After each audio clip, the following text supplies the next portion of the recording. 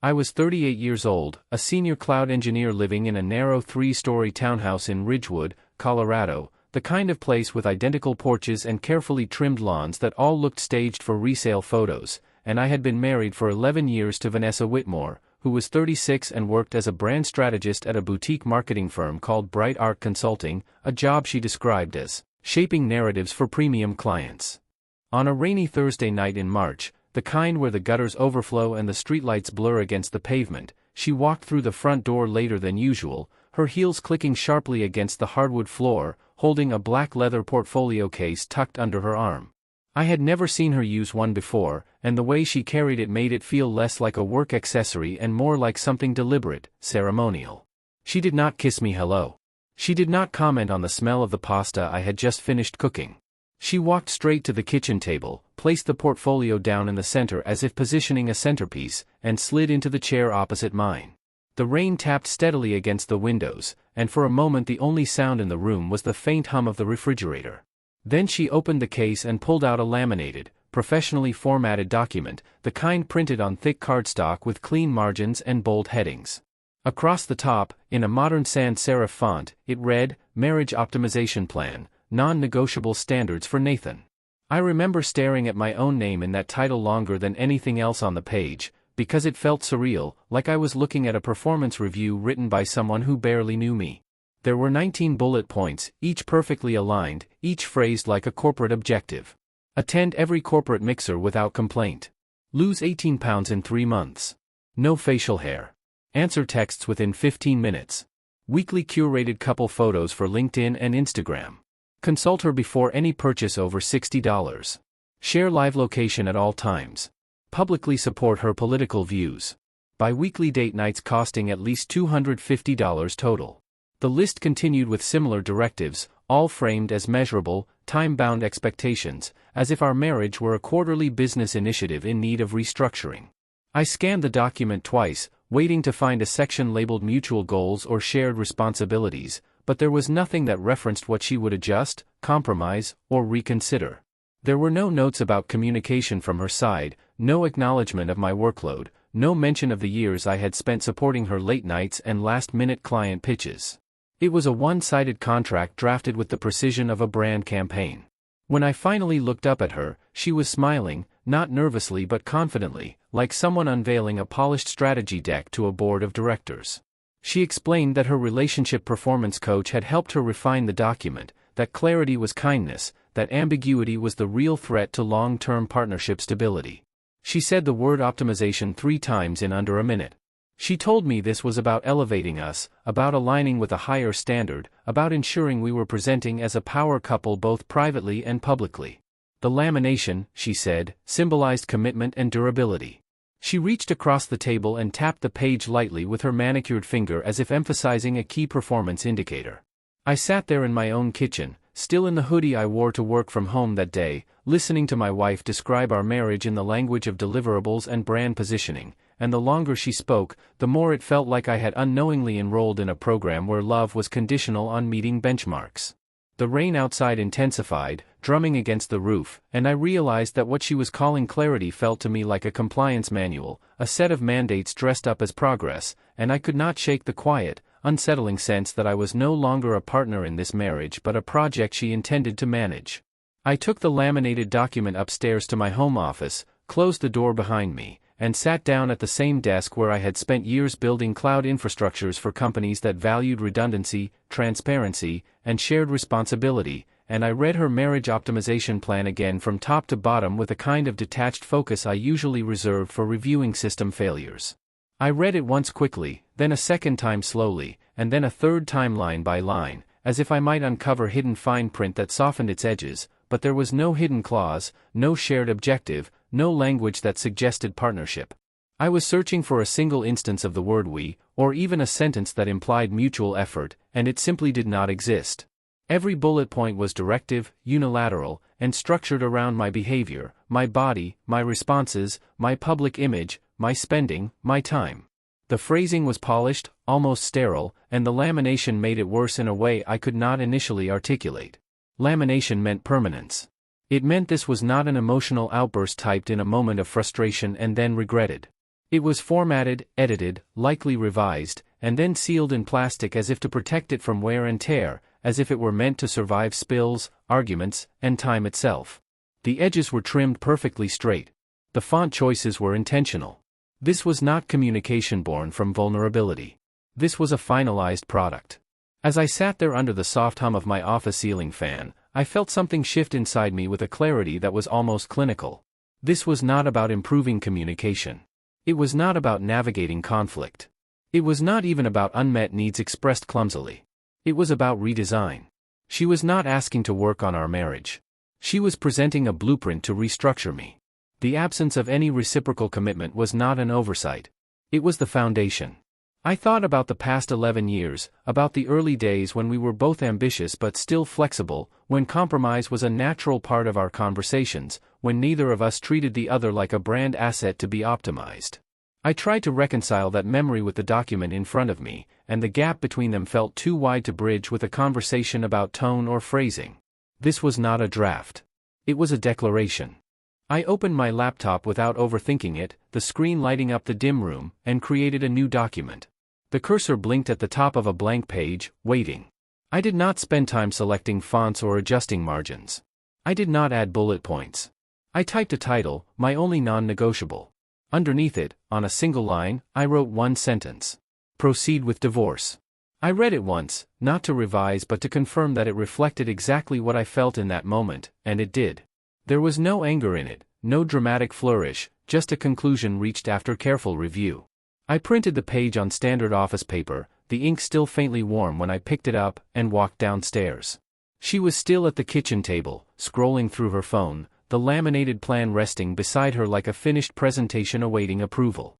I placed my paper in front of her without commentary. She glanced down, skimmed the title, then read the sentence. For a second she looked confused, as if she were trying to locate the rest of the document, expecting additional paragraphs or counterpoints. Then she laughed, a short, dismissive sound, the kind she used when a client suggested something unrealistic. I did not laugh. I did not sit back down. I stood there, steady and quiet, and let the weight of that single sentence settle into the space between us, knowing that for the first time that evening, I had presented something that required no formatting, no lamination, and no revision.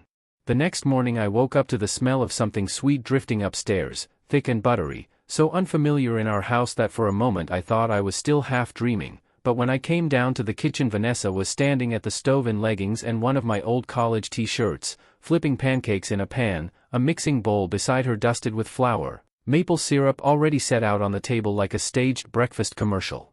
She had not cooked in years, not since her career accelerated and takeout became our default routine, yet there she was whisking batter from scratch as if reclaiming some forgotten domestic instinct overnight.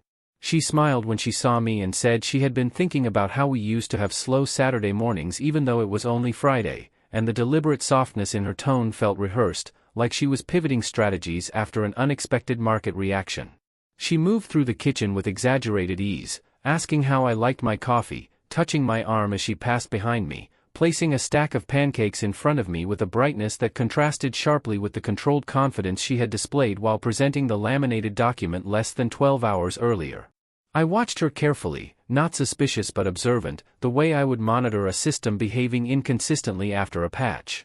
Nothing in her behavior addressed the core issue, it was all surface-level recalibration. That Saturday she appeared at my gym unannounced, dressed in coordinated workout gear I had never seen before, her hair pulled back perfectly, her phone already angled for good lighting. I was midway through a set when I noticed her reflection in the mirror behind me, smiling as if she had just stumbled into the place by coincidence. She insisted she wanted to support my goals, said that if we were going to grow we should grow stronger together, and before I had fully processed her presence she had snapped a filtered selfie of us in front of the weight racks. Later that afternoon I saw it posted online with the caption "Strong partnerships grow together," complete with hashtags about commitment and evolution. The comments flooded in with heart emojis and praise for our power couple energy, and I felt the dissonance between that curated image and the laminated checklist sitting in our kitchen drawer. When she brought up the document again that evening, she framed it as structure, as a framework meant to eliminate ambiguity, as something every high-functioning partnership required. She spoke in the calm, rational cadence she used with clients, emphasizing efficiency and alignment. I listened without interrupting until I reached for the copy of the list and pointed directly at item 12, the line that required 24/7 location sharing. I looked at her and told her plainly that it was not structure, it was tracking, and that there was a fundamental difference between accountability and surveillance. For the first time since presenting her plan, she did not immediately have a polished response. By Monday morning the air in the house felt strained despite her continued attempts at normalcy, and I found myself sitting in a quiet office downtown across from Gregory Lawson, a divorce attorney whose walls were lined with framed degrees and muted landscape paintings. I handed him the laminated checklist without commentary and watched as he adjusted his glasses and skimmed the bullet points, his expression shifting from mild curiosity to something closer to disbelief. After a few minutes he set it down and remarked that it read like a corporate performance review rather than a marital discussion, and the validation in that simple observation settled something in me that had been tense all weekend.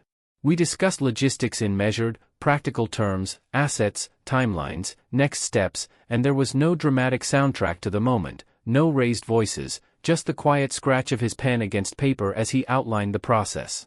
The paperwork was prepared efficiently, almost clinically, and by the end of that week the documents were filed.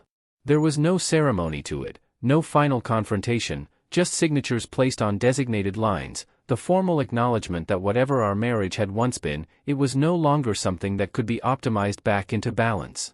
Within days of filing the paperwork, Vanessa shifted into what I recognized as crisis management mode, the same strategic posture I had seen her use when a client's campaign backfired, and she began shaping the narrative before it could shape her.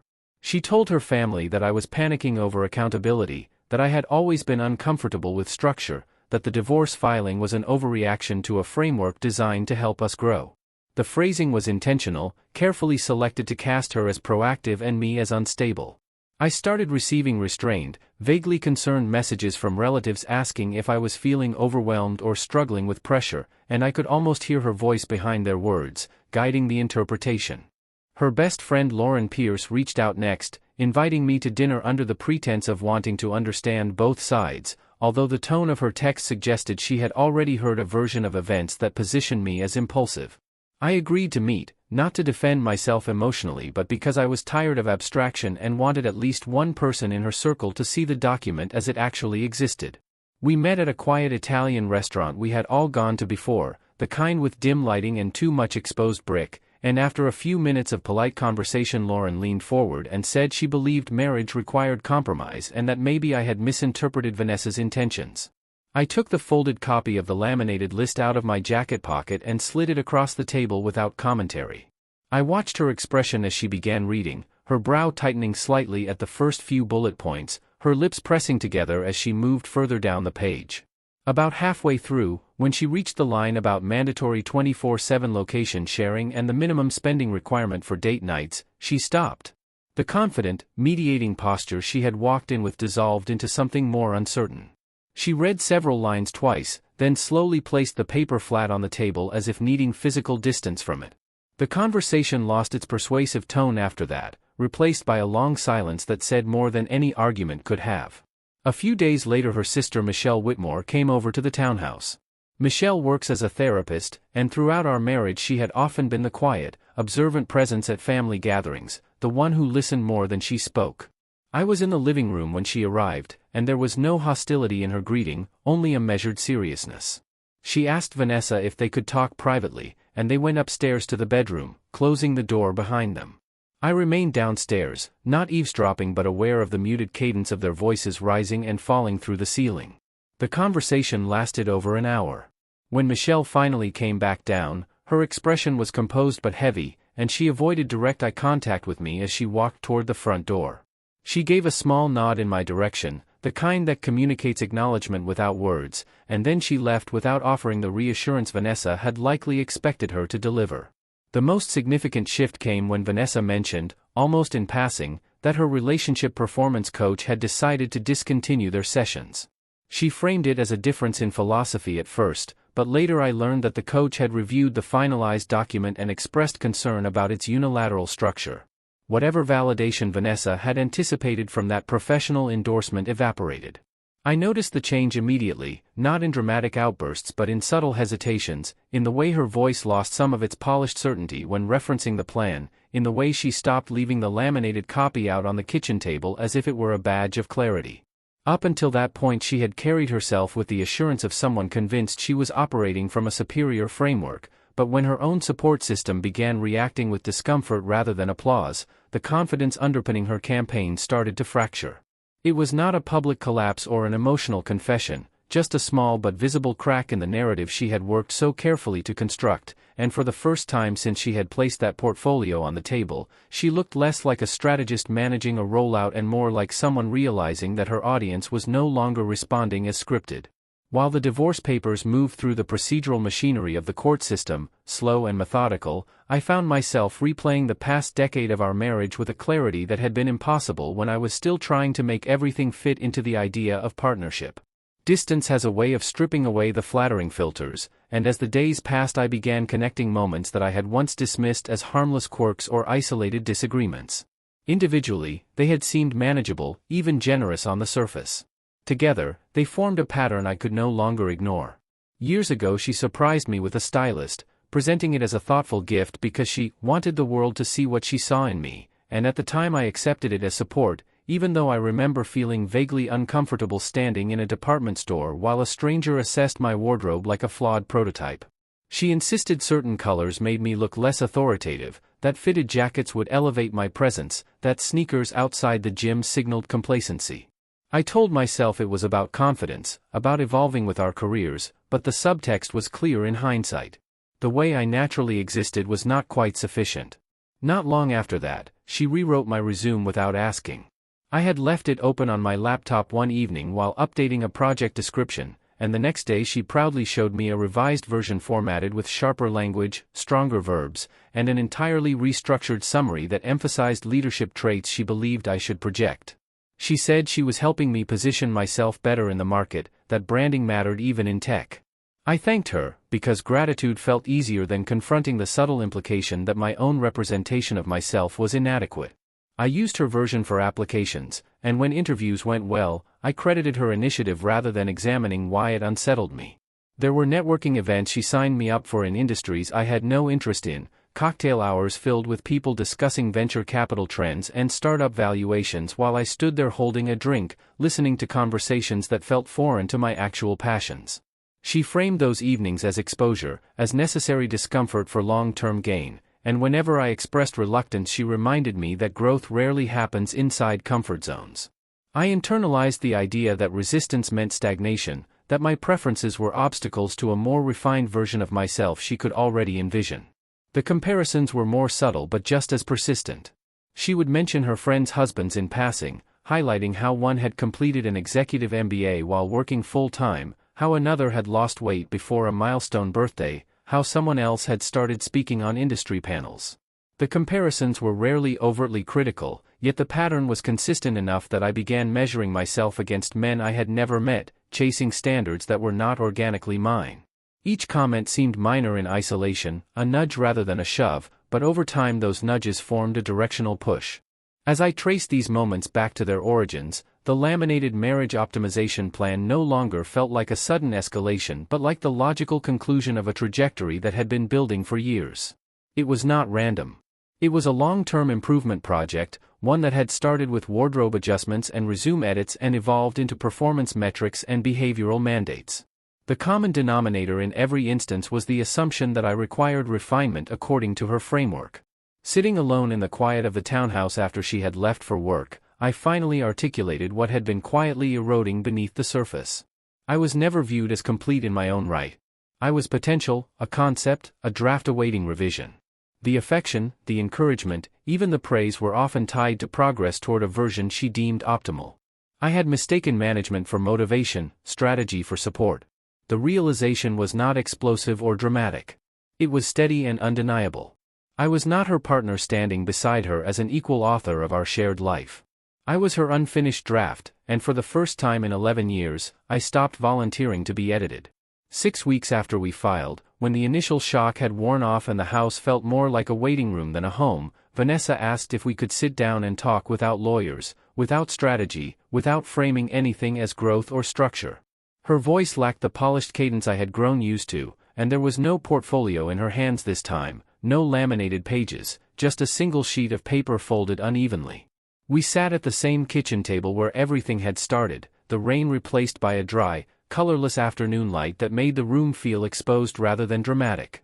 She unfolded the paper slowly and told me she had made another list. The word list landed differently now, heavier, almost ashamed.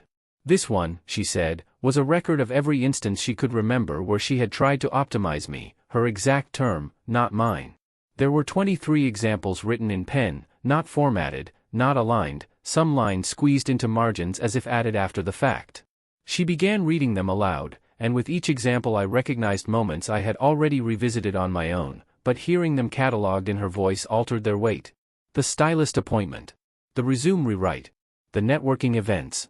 The comparisons to other husbands. The comments about how I laughed too loudly at parties and how she had suggested I lower my voice to appear more composed. The time she asked me to stop wearing a particular jacket because it did not align with the image she wanted us to project. The request to adjust my gym routine not for health but for aesthetics before a corporate retreat. There was no defensiveness in the way she read them. It sounded less like justification and more like confession, though not theatrical. She paused halfway through and said she had been thinking about her parents, about how her mother used to correct her father constantly, small behavioral edits framed as care, as refinement, as helping him reach his potential. She described how, growing up, she had watched her mother adjust the way her father dressed, spoke, hosted guests, even how he told stories, always under the guise of support. She said she used to interpret it as devotion, as investment in the marriage, and only recently had she started to question whether it was control dressed up as love. When she finished reading the 23rd example, she placed the paper flat on the table instead of holding onto it. There was no attempt to slide it toward me as proof of growth, no request for validation. She looked tired, not physically but structurally, as if something fundamental in her understanding of herself had shifted. After a long pause she said, quietly and without embellishment, that she had been trying to turn me into someone easier to manage. She did not rush to soften the statement. She did not follow it with an explanation about fear or ambition or wanting the best for us. She let it stand on its own. The room did not explode into emotion.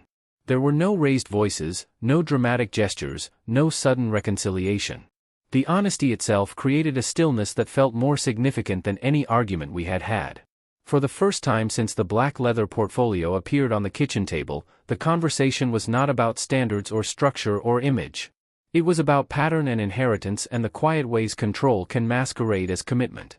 I studied her face as she spoke, looking for the familiar flicker of strategy, the instinct to reposition the narrative, but it was absent. What remained was something stripped down and uncertain. It did not erase the damage or pause the legal process already in motion, and it did not magically restore the years that had felt like a performance review. But in that moment, the absence of performance was undeniable. It was not dramatic. It was quiet. And for the first time since all of this began, it felt real. After she admitted, in that steady and unvarnished way, that she had been trying to turn me into someone easier to manage, the silence that followed felt different from the others we had shared over the past weeks. It was not defensive or strategic. It was open, almost fragile. She eventually asked if I would consider withdrawing the divorce, and there was no entitlement in her tone, no assumption that the confession alone should reset everything. It sounded like a genuine question, one she was prepared to hear a no to. I did not answer immediately. I had spent 6 weeks detaching myself from the idea that this marriage could continue, 6 weeks building a version of my future that did not involve constant evaluation, and I knew that reversing course could not be based on emotion alone. I told her that maybe was the only honest word I could offer, but that maybe would exist under conditions so clear and so firm that there would be no ambiguity left to exploit. I explained that if there were to be any possibility of staying, she would need to continue individual therapy consistently, not as a temporary gesture of repair but as an ongoing commitment to understanding why control had become her default language of love. I told her that therapy could not be a box to check or a narrative tool to reference, but a process she engaged in even when it was uncomfortable and unflattering. I also said that we would attend couples therapy together, specifically with a focus on autonomy and partnership, not optimization, not performance metrics, but on the idea that two adults can share a life without redesigning each other. I made it clear that I would not sit in sessions where the goal was to negotiate my compliance with expectations framed as growth. The work would have to center on boundaries, respect, and the ability to tolerate difference without treating it as a flaw to be corrected. Then I addressed the legal reality already in motion. I told her that the divorce papers would remain active. They would not be withdrawn simply because we were attempting reconciliation. They would stay in place until measurable, observable progress was sustained over time. Not weeks of improved behavior, not temporary humility, but consistent change demonstrated in everyday decisions. The safety net would remain, not as a threat but as a boundary, a reminder that reverting to old patterns would have consequences already prepared. Finally, I gave her one condition that I knew would define everything else. I told her that if she ever handed me another behavioral checklist, in any format, printed or verbal, framed as structure or clarity or love, I would sign the divorce documents immediately without further discussion. There would be no second review, no debate about intention. The moment our relationship was reduced again to a performance plan, I would remove myself permanently. As I spoke, I watched her carefully for signs of resistance, for the reflex to negotiate terms or reframe them in more favorable language. Instead, she listened without interrupting. When I finished, she nodded slowly and said she agreed. There was no bargaining, no attempt to dilute the conditions, no strategic pause to consider leverage. She did not ask for revisions or timelines that benefited her. She accepted each boundary as stated, almost with relief, as if the clarity I was offering now felt different from the clarity she had once tried to impose. The agreement did not feel triumphant. It felt measured and cautious, built on the understanding that trust would not be restored through declarations but through sustained behavior. For the first time in our marriage, the structure being proposed was not about refining me but about protecting my autonomy. And for the first time, she did not argue against it. 3 months after she first set that laminated marriage optimization plan on the kitchen table like a corporate proposal, we stood side by side on the small concrete patio behind our townhouse, the late afternoon air dry and still, the sky stretched out in a flat pale blue that made everything feel exposed and honest.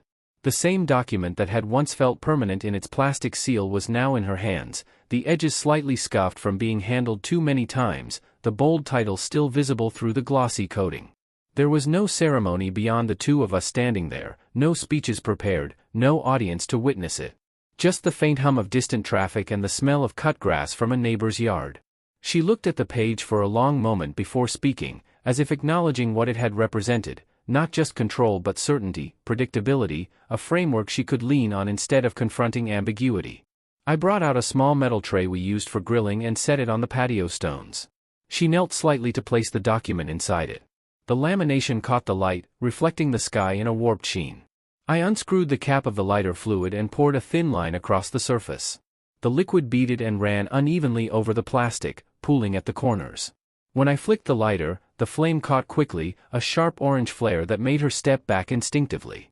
The plastic did not burn cleanly at first. It warped, curled inward, the surface blistering and turning opaque before darkening at the edges. The bullet points distorted as the heat intensified, the letters bending and collapsing into one another.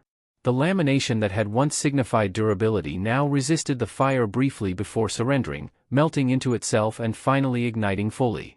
The smell was harsh and chemical, and we both watched without speaking as the structure she had so carefully designed disintegrated into ash and misshapen residue. After the flames died down, she exhaled slowly and said she felt scared without structure. There was no defensiveness in the admission, only vulnerability.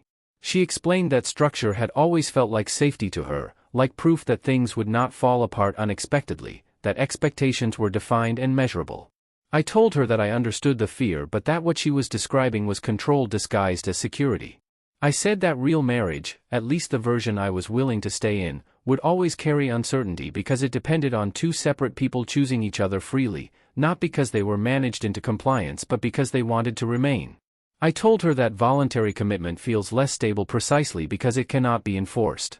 In the weeks that followed, therapy sessions continued, sometimes uncomfortable, sometimes illuminating, and slowly the urgency that had driven us toward dissolution softened into something more deliberate. We eventually withdrew the divorce filing, not impulsively but after conversations with our attorney and a mutual agreement that reconciliation required formal safeguards. We signed a postnuptial agreement committing to 6 months of consistent therapy before any future ultimatums could be issued, a clause designed to ensure that no conflict would escalate into legal threats without first being processed in a structured, neutral environment. The agreement was not romantic, but it was honest. The original divorce papers remain in a drawer in my office, filed neatly but unsigned in their final form. They are not displayed and not referenced in arguments. They exist quietly, like a fire extinguisher mounted on a wall, rarely noticed but present. They are not a threat hanging over us, not leverage to be used. They are a reminder of how close we came to ending everything and of what happens when love is reduced to management. When I think about that laminated blueprint now, I do not feel anger. I feel clarity. Love cannot be optimized into existence or sustained through performance metrics. It survives only when two imperfect people accept each other without trying to rewrite the other into something easier to control.